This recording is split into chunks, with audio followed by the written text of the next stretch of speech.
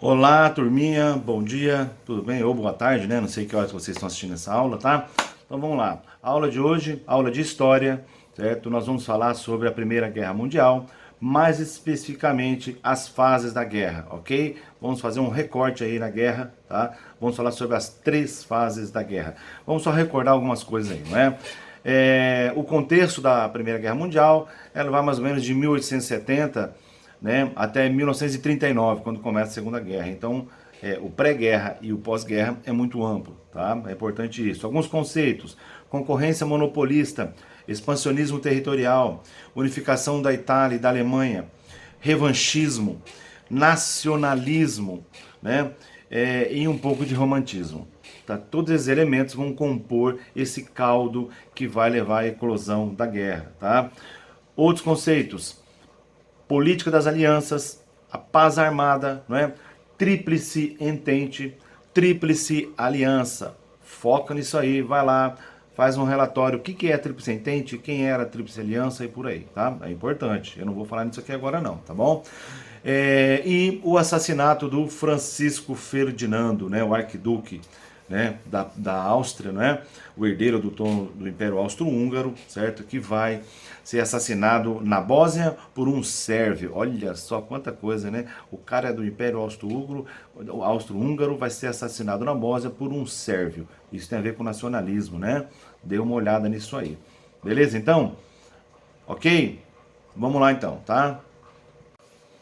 O assassino, né, o Gavrilo Princip, né, era integrante de um grupo nacionalista, né, os Mãos Negras. Bom, as três fases da guerra a gente pode colocar da seguinte forma: é uma guerra que vai de 1914 a 1915, a chamada guerra de movimento, né, onde as tropas vão para o fronte, né, aonde os países avançam, né, de conquistar territórios e tudo mais. Depois, de 1915 a 1917, uma guerra de trincheiras, uma guerra parada, né? Uma guerra mais de estratégias, né? Enfim, talvez seja a parte da guerra, o momento da guerra mais mortífero, mais cruel que nós vamos ter. E depois de 1917 a 1918, quando a guerra caminha para o seu fim. Por quê? Porque, lembrando, em 1917 nós temos dois eventos importantes dentro da Primeira Guerra Mundial. O primeiro deles é a saída da Rússia, né? Revolução Russa, tá? A Rússia sai da guerra, faz um acordo com a Alemanha, com o Brest-Litovsk, né? E do outro lado os Estados Unidos entram na guerra. Então nós vamos ter aí dois fatos importantes em 1917. E aí de 1917 até 1918, né, um avanço muito grande, né, dos aliados da Tríplice Entente, e que vai levar à rendição alemã. Vamos ver isso daí, tá bom? Beleza? Essa primeira fase, então, a fase do movimento, é marcada por o envio das tropas para, né, as frentes de batalha. É muito interessante a gente perceber também que eles iam.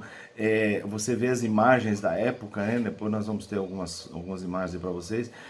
As pessoas iam para a guerra, as famílias se despediam dos filhos, as esposas dos maridos, era uma alegria, né? Porque imaginava-se que a coisa seria muito rápida. A arrogância dos políticos e dos militares, né? Eram países muito militaristas ainda, aqueles resquícios, né, do século XVIII e século XIX. Então, para eles tudo se resolvia na guerra, e o nacionalismo, né, colocava na cabeça de que um era mais forte do que o outro, enfim. Ó, vamos resolver essa parada rapidão. Agora é agosto, a gente volta para comer o peru de Natal. Essa era a ideia. Eles voltaram no Natal, mas voltaram no Natal 4 anos depois, né? Porque a guerra se estendeu de uma forma que ninguém imaginava.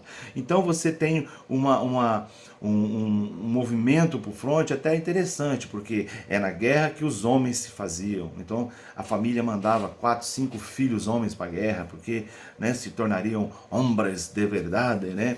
E por aí vai. E era muito honroso você ter alguém participando de uma guerra. Uma mentalidade ainda, né, como eu já disse, lá dos séculos anteriores, de que era a guerra.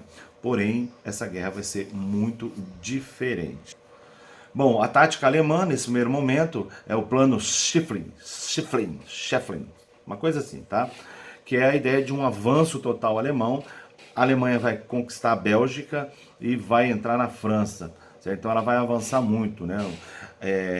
O exército prussiano, cara, era um exército temido, certo? E como a Alemanha, né, a Prússia agora faz parte da Alemanha, então essa tradição bélica do exército prussiano faz parte desse exército alemão. Então, né, a monarquia alemã, né, a nobreza alemã achava que essa guerra ia ser tranquila, porque a Prússia nunca havia perdido uma guerra, certo? Enquanto Prússia. Agora não é mais Prússia, agora é Alemanha. Beleza? Então, com o avanço dos alemães entrando na França, os franceses apavorados, né, com o que estava acontecendo, muda a capital para Bordeaux, né, a capital deixa de ser Paris e vai para Bordeaux, e a partir dali então eles organizam a resistência, beleza? Primeira fase da guerra, essa guerra de movimento então. Bom, chegando nesse ponto, certo? Há um estabelecimento das tropas, né? E aí então essa guerra ela se transforma. A estratégia das trincheiras, né?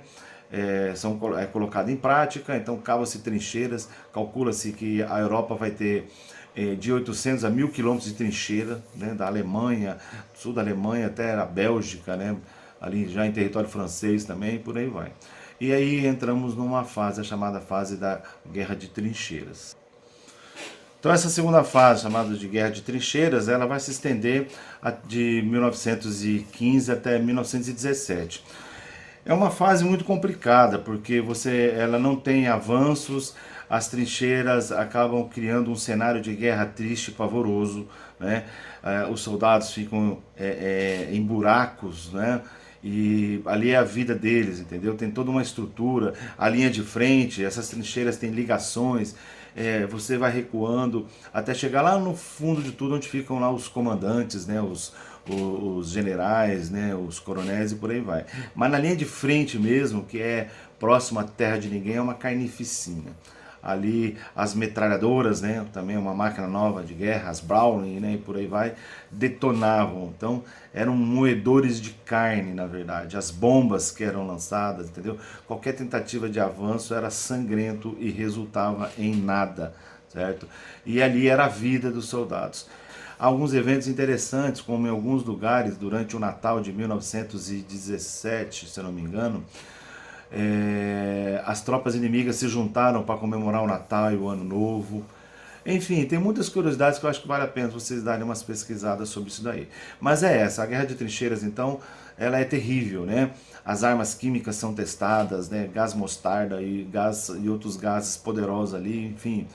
É uma guerra, talvez, onde a humanidade deixa de existir neste momento aí. Então, essa guerra de trincheiras é o momento mais desumano e mais terrível da guerra. Bom, se estende até 1917. Aí entramos em 1917 com dois eventos importantes, né? Em fevereiro de 1917 nós temos a Revolução Russa, né? E que tira o czar do poder, né? E os bolcheviques, né?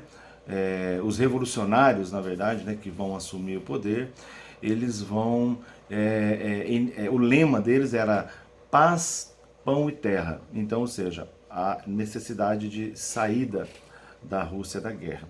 Por que é importante lembrar disso? Porque, na verdade, a Primeira Guerra Mundial ela vai ter uma influência muito grande na Revolução Russa.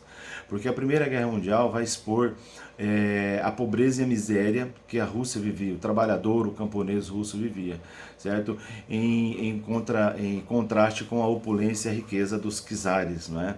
Então, na verdade, a Rússia ela tinha muitos camponeses que se transformaram em soldados, mas que iam para a guerra às vezes sem um rifle, às vezes sem botas.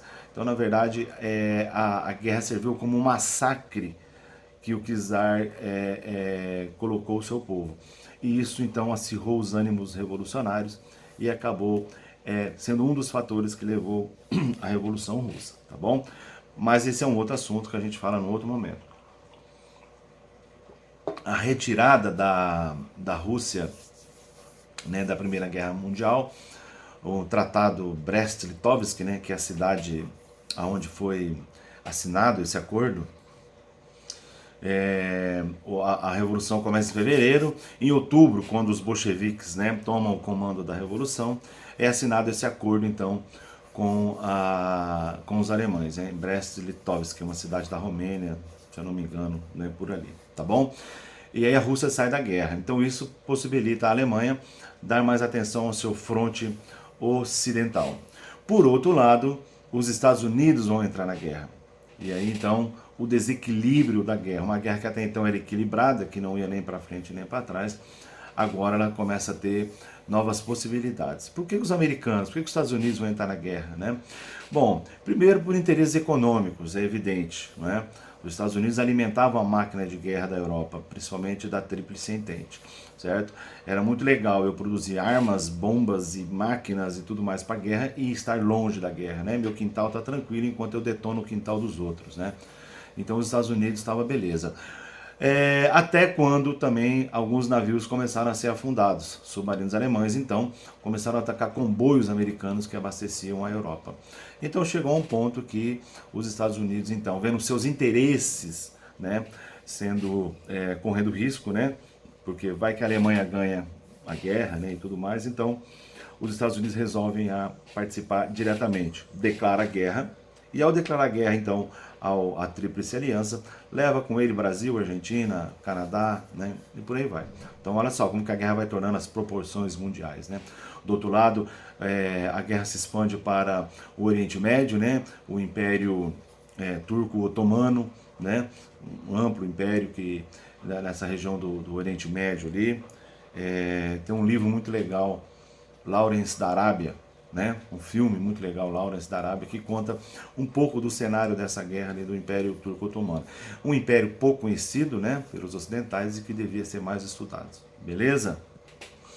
Então, dentro desse cenário, em fevereiro de 1918, os Estados Unidos rompem com a Alemanha, de 1917, os Estados Unidos rompem com a Alemanha, tá? E entram na guerra, definitivamente na guerra. Aí inicia-se uma ofensiva dos aliados. A Tríplice Entente então muda o cenário da guerra. Calcula-se que os americanos colocaram mais de 1 milhão de homens na Europa para lutar contra os alemães. Aviões, né? Produziram aviões em grande escala e mandaram esses aviões para a Europa. Então a balança da guerra muda. Aquela guerra que era estática agora vira para o lado dos aliados, né, da Tríplice Entente, e que começam, né, a empurrar os alemães, né, a máquina de guerra alemã. O cenário de guerra muda. Internamente a população alemã, né, os políticos alemães começam a fazer uma crítica severa, né, ao Kaiser, né, o Guilherme II, né, a criticar essa monarquia, achar que eles não estavam fazendo direito à guerra e tal, e isso acaba criando problemas internos na Alemanha que leva ao fim da monarquia. O Guilherme deixa de ser o grande Kaiser ali, a Alemanha se torna uma república. A ideia, o que a população pensava é que daria um novo ímpeto à guerra.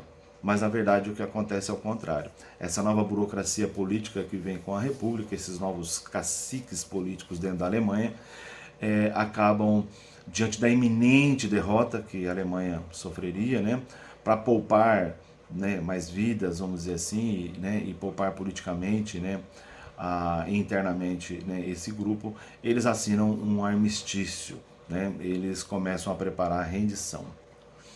O Kaiser Guilherme, ele vai abdicar por volta de setembro, quando a situação era crítica, né? Setembro de 1918. Setembro, outubro e novembro de 1918 a guerra acaba, né? A rendição alemã, ela é assinada no dia 11 de novembro às 11 horas, né? Olha, é bem emblemático, 11 às 11 horas, né? É assinada dentro de um trenzinho, de um vagão de um trem em Paris, né, onde os generais alemães vão ali assinar sua rendição. É muito interessante esse cenário, né? O vagão do trem, isso aí, depois a gente pode até falar um pouco mais sobre isso aí lá na Segunda Guerra Mundial.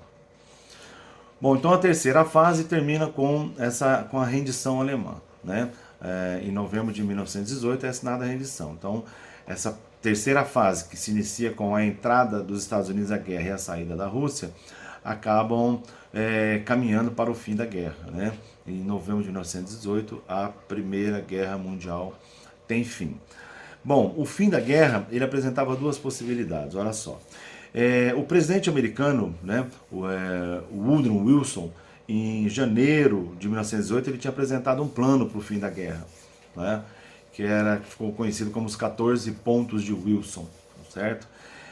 A ideia era a paz sem vencedores. Então, terminaria a guerra, mas não teria vencedores. A ideia de Wilson era interessante, ganhou até o Prêmio Nobel da Paz mais tarde, né? Para que o fim da guerra não tivesse revanches, o revanchismo fosse apagado, que não tivesse aquela questão da vingança, né? Aquela ideia de humilhar o outro, porque isso poderia criar um clima para guerras futuras. O cara tinha visão, né? Ele sabia muito bem o que ia acontecer. Então, os 14 pontos de Wilson previam isso daí, que eles foram apresentados na Conferência de Paris, né, em 1919. A ideia dele tinha como principal ponto a criação da Liga das Nações, né, a sementinha da ONU, né, que a ideia era, a partir da Liga das Nações, os países, as nações resolverem conflitos pela via diplomática e não mais para a guerra, né? Qualquer coisinha vão para a guerra. Então, colocar a diplomacia na mesa para resolver os problemas. Porém, o Wilson ele vai ter contra ele, né, os vencedores da guerra, né, Inglaterra e França, que não vão aceitar de jeito nenhum. A França, porque estava com a Alemanha engasgada desde a Guerra Franco-Prussiana, e a Inglaterra, porque queria descarregar na Alemanha toda a culpa pelo conflito, né? Rivais econômicos, né? Rivais que competiam. A Alemanha cresceu estupendamente depois da sua unificação, e em questão de 10, 20 anos já competia com a Inglaterra economicamente. Então todo esse cenário de competição, de concorrência, de revanchismo, de nacionalismo é colocado na mesa. Os 14 pontos de Wilson são deixados de lado e aí esses países aprovam um tratado, né, um acordo chamado Tratado de Versalhes. O Tratado de Versalhes, na verdade, como o cara vai chamar depois, né, o Ditado de Versalhes, ele impõe sérias consequências à Alemanha, ele humilha a Alemanha, que era esse o intuito dele. Então, o Tratado de Versalhes, com mais de 440 artigos, né, assinado, a Alemanha assina ele em junho de 1919, e no dia 10 de janeiro de 1920 a Liga das Nações aprova o Tratado de Versalhes. Então, a guerra terminou em novembro de 1918, mas em 1920 apenas, em janeiro de 1920, esse tratado é assinado, beleza? O Tratado de Versalhes põe fim à guerra, né? Ele é assinado por 70 delegações, mais ou menos, que vão participar da Conferência de Paris, né? Essas delegações representavam 25, 30 países, mais ou menos. E o Tratado de Versalhes, então, a Alemanha é obrigada a assiná-lo e vai impor consequências drásticas para a Alemanha, né? Consequências essas que vão levar à disseminação de ideias totalitárias mais tarde e à ascensão de regimes como o nazismo, né? Que aí a gente vai ver num outro momento. Então a Primeira Guerra Mundial, cara, ela vai ser um divisor de águas, né? Ela vai trazer o mundo, né, principalmente a Europa, né, para um novo mundo, uma nova era. Vai assustar as pessoas, a forma como as pessoas vão morrer, 8 milhões de mortos, 20 milhões de pessoas desabilitadas, né, para o trabalho, tudo. Enfim, a Europa arrasada. A economia da Europa vai demorar para se recuperar. A política europeia vai passar por muitas transformações, como a gente já falou, novas ideologias vão surgir em função disso daí. A Revolução Russa, o domínio americano na economia, né? O eixo econômico que sempre foi a Inglaterra, a Europa, agora passa para a América do Norte, os Estados Unidos, não é isso? A cultura vai mudar, o surrealismo, as artes plásticas, vai mostrar um mundo muito doido, um mundo que está virando de ponta cabeça, não é? Então, a literatura, a pintura, as artes plásticas como um todo, o teatro, o cinema, tudo isso vai ser mostrado, vai mostrar como que a guerra vai transformar a cabeça das pessoas, o medo, né, a angústia, vícios como a bebida, o tabaco, remédios e por aí vai. A Belle Époque acabou. Já não existe mais, né? O mundo é virado de ponta cabeça, tá? a sociedade vai mudar também, né? Nós vamos ter aí a burguesia tomando o poder, as antigas monarquias vão deixar de existir, as famílias reais, as famílias das monarquias vão deixar de ter uma influência política, muitas monarquias vão cair, a república, né, ela vai ascender, nós vamos ter críticas ao capitalismo, não é? Tanto da esquerda quanto à direita, enfim, é um cenário totalmente modificador, certo, da história da humanidade, a Primeira Guerra Mundial. E que, na verdade, para muitos não acabou naquele 1918, né? Para muitos, a Segunda Guerra Mundial nada mais é do que a continuação da Primeira Guerra Mundial. Mas isso é assunto para outra aula, beleza? Pesquisem, estudem, né? Tenham curiosidade para a gente aprender mais sobre essa guerra, tá? Veja como o Brasil participou dessa guerra, qual foi o papel brasileiro, né? A gripe espanhola é muito importante porque depois da guerra a gripe espanhola vai fazer um estrago danado aí na sociedade. Beleza, pessoal? Então, assistam a aula, terminou de assistir, vai lá para as atividades, para o roteirinho que foi passado. Sucesso para vocês e um abraço.